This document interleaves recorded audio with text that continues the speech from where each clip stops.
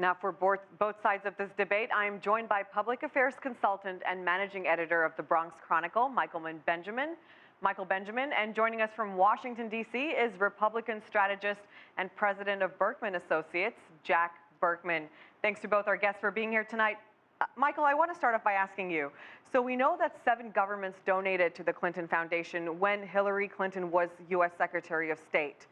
Do you think that this is a perception issue at this point, or is there a real conflict of interest? Well, it's more perception than I believe conflict. I don't believe she had a say as to what countries were donating to the Clinton Global Initiative. It was her husband's foundation at that time, and she was the Secretary of State. I don't think she was involved that heavily in the solicitation of foreign donations. Oh my, it's almost funny, Shrazy. Jack, what about you? It's like most things with the Clintons, this smells very bad. I mean, imagine this. You have a woman who's Secretary of State of the United States. At the same time, she has a foundation. She and her husband have a foundation that's raking in billions from foreign governments, foreign leaders, foreign companies. I mean, can you imagine Condoleezza Rice or Colin Powell or Cyrus Vance or George Shultz? This is unprecedented in American history. You're looking at a level of corruption and immorality that we've never seen before. You've got to go back to the 1840s when Daniel Webster, as Secretary of State, was on the payroll of the railroads to find anything this bad.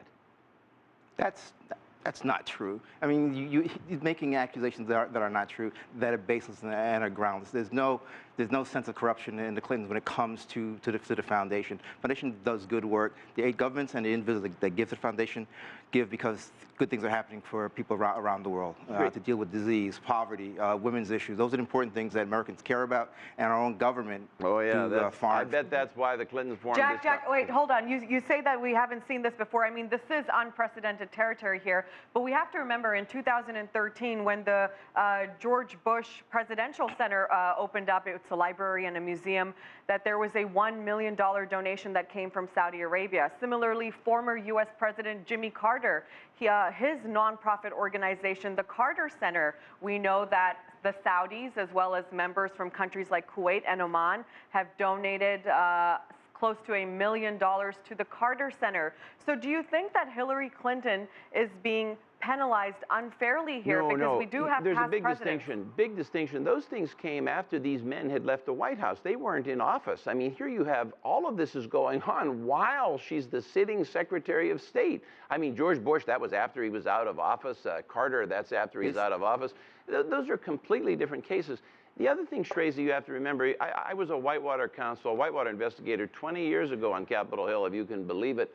The Clintons, you have to see all of this against the backdrop of a lifetime of corruption. I mean, in the 70s with Whitewater, they bankrupted an S&L, they robbed it, and they handed the bill to the government. The Clintons have done this for many years, and then when you get on them, they say, the media fundamentally loves them, and they say, oh, it's just another vast right-wing conspiracy to take us down.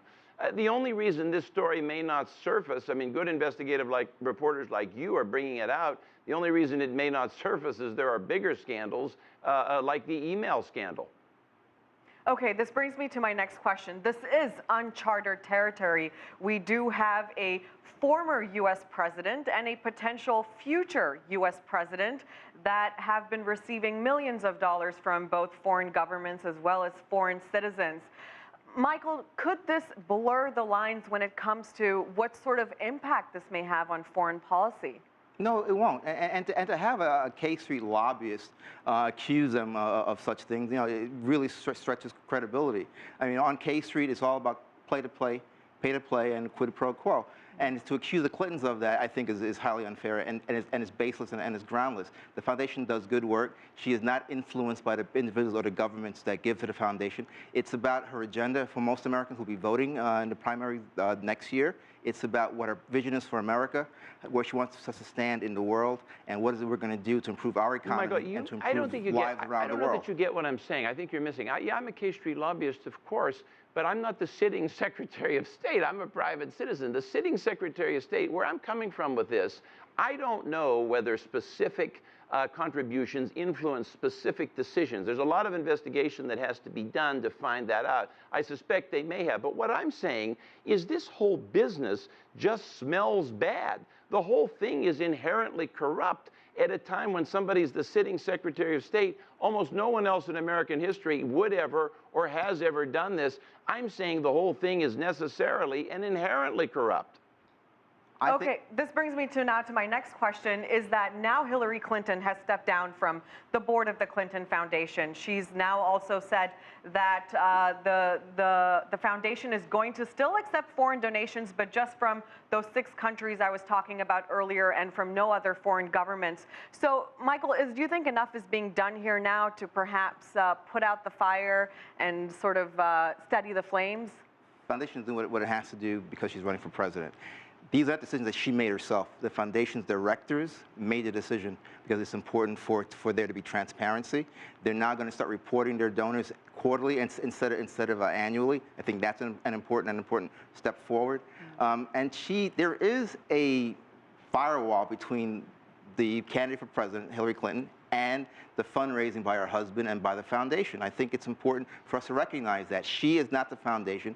Clinton Global Initiative was started by her husband, former President Bill Clinton. It is not really a family foundation. They happen to work there because they're now out of active politics. She's going back into it. I think we've never had a situation where a former president's spouse is now running for that office. But to throw mud at her, I think is highly inappropriate at this time. Jack, do you... Yeah, sorry, go on. I was going to say, what you need here is a very deep investigation, and it has to focus on a specific area. While she was the sitting Secretary of State, you have to look at where the big dollars came in, and then you have to look at what changes and what decisions, specifically what was impacted. I have a feeling you're going to see a long laundry list. The reason that I'm willing to throw mud is I know the Clintons' history. I know I've investigated them for more than 20 years. They have, and Michael knows this, he won't admit it, they have a lifetime of corruption, both of them. And that's why you throw mud.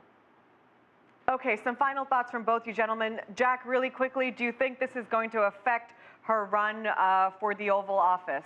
Oh, sadly, probably not. I mean, most of the media will be afraid to investigate it. Most of the media is very favorable to her. It takes a lot of work. This type of investigative reporting, as you know, is a lot of work. Very few people these days, very few reporters put time into it. I tell you, my radio show, Behind the Curtain, we're going to be looking into it. You can bet on that. Michael? Foreign policy was set by President Barack Obama during the time in which Hillary was the Secretary of State. She was a cog in the machine. She did not make decisions, and the president was not influenced by the foundation's donors. Gentlemen, thank you so much for being here in what was a very insightful and lively debate. Our thanks to Michael Benjamin in New York and Jack Berkman in Washington, D.C.